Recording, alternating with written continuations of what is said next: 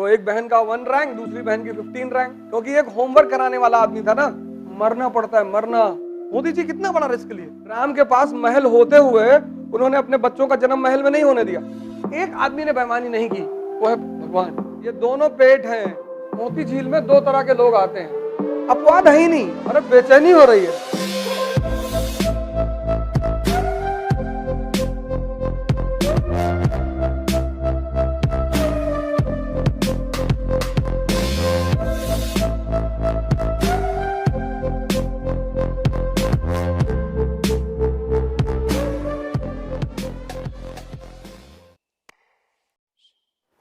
मुझे कुछ चीजें पता चल गई हैं दुनिया में। उसमें से एक चीज ये पता चली है कि जितना जलोगे उतना निखरोगे, और कोई नियम ही नहीं है ही नहीं। इसीलिए राम ने अपने बेटे को जंगल भेज दिया। यही वजह थी, और कोई वजह थोड़ी थी। जंगल में ऐसा थोड़ी जंगल में गए छोड़ आए, आश्रम में थे, महल में जन्म नहीं हुआ। तो तुम तो वैसे ही भाग्यशाली हो कि तुम्हारे बहुत सारे लोगों का महल में वैसे ही जन्म नहीं हुआ। राम के पास महल होते हुए उन्होंने अपने बच्चों का जन्म महल में नहीं होने दिया, क्योंकि उनको पता है कि जिसका भी जन्म महल में होगा वो ज्यादातर अपवाद सभी जगह होते हैं। मुकेश अंबानी भी एक रईस आदमी के बेटे हैं, लेकिन एक काबिल आदमी है।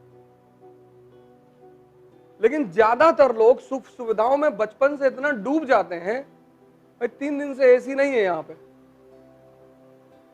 लेकिन हमें क्लास लेना है। हमारे बड़े सारे मित्र हैं, एसी नहीं है, नॉट टेक क्लास, चले गए। तो हमें कुछ चीजें जीवन में समझ में आ गई। वही मैं तुम लोगों से बार बार कहता हूं, मैं पढ़ाना वढ़ाना थोड़ी चाहता हूं यार, ये सब तो किताब में लिखा है, जाओ पढ़ो।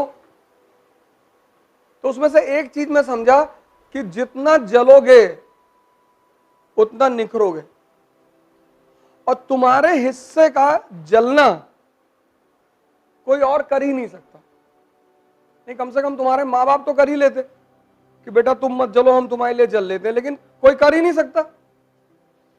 अगर ऐसा कोई नियम होता तो बुद्ध अपनी जो उपलब्धि थी वो अपने बेटे को ट्रांसफर कर देते, है ही नहीं। अंबेडकर जले तो इतने महान बने, गांधी जले, पढ़ो ना इनकी बायोग्राफी। मैं तुमसे क्यों कहता हूं ऑटोबायोग्राफी पढ़ने के लिए?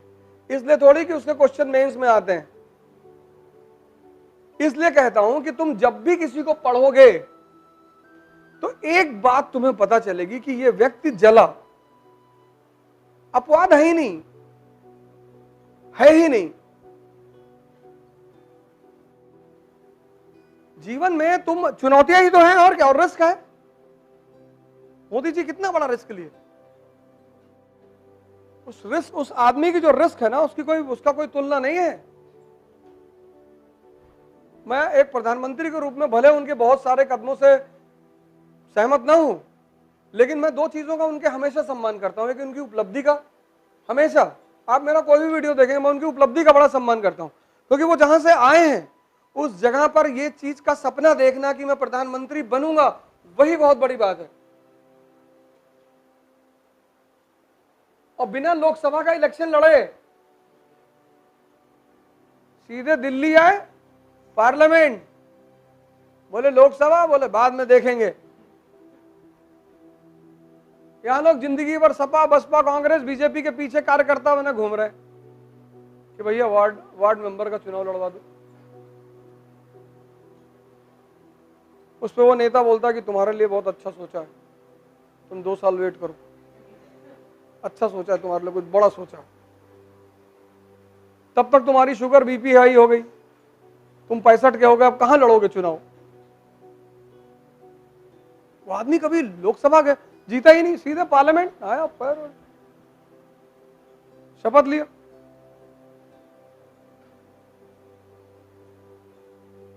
ये सब व्यक्तित्व है।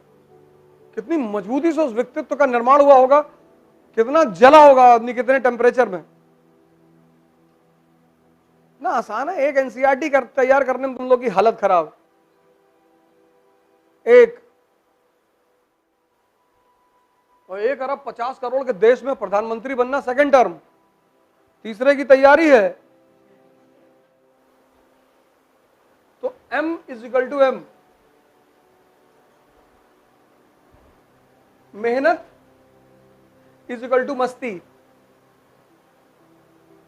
तो ये दाल की तरह और ये नमक की तरह दोनों होनी चाहिए। और ये दाल की तरह, जितनी दाल उतनी मेहनत, और जितनी नमक उतनी मस्ती। कुछ लोग जितनी दाल है उतनी मस्ती कर रहे हैं, फिर रो रहे हैं, भैया हमारी किस्मत फूटी है। अबे ये मत्था है कि लेटर पैड है तुम्हारा, यहां लिखा हुआ है।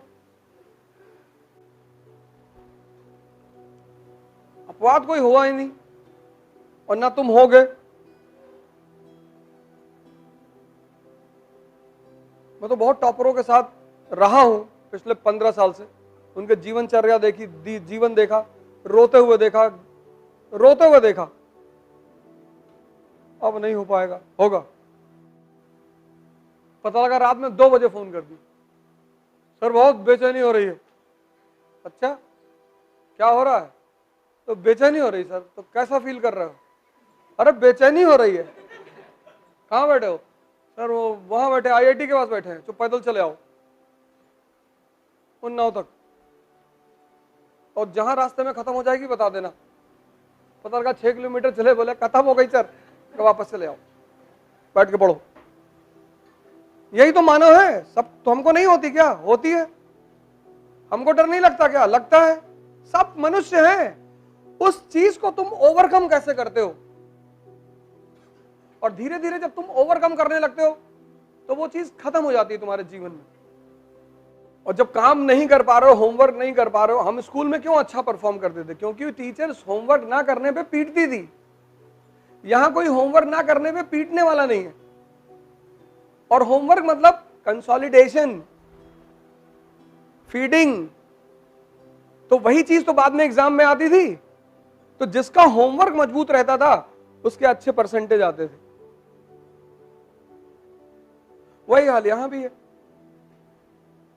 जो होमवर्क है, जैसे टीना दाबी है, उसकी मां क्या है, रिजाइन कर दिया नौकरी से। होमवर्क कराती थी दिन भर बिठा के, बेचारी खुद बैठी रहती थी।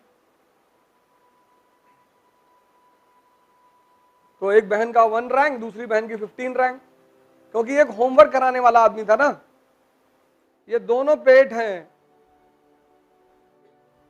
हजम करना, हजम,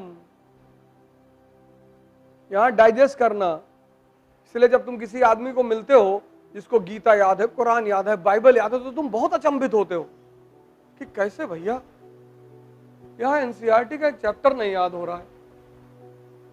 तो क्या तुम्हारी क्षमता कम है? नहीं। एक आदमी ने बेईमानी नहीं की, वो है भगवान। उसने क्षमताएं सबको बराबर की दी। उसने बुद्धि सबको दी, सद्बुद्धि बहुत कम लोगों को दी। मोती झील में 2 तरह के लोग आते हैं, एक 5 से 11, एक 11 से 5।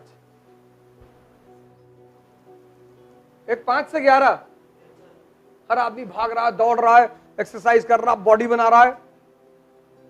और एक 11 से 5 वो न्यूटन वाले लोग आते हैं।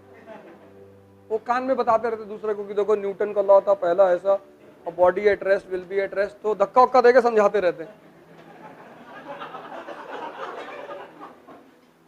वो पढ़ने आते हैं, वो आप ऐसा मत समझिए वो बदतमीजी करने आ रहे हैं।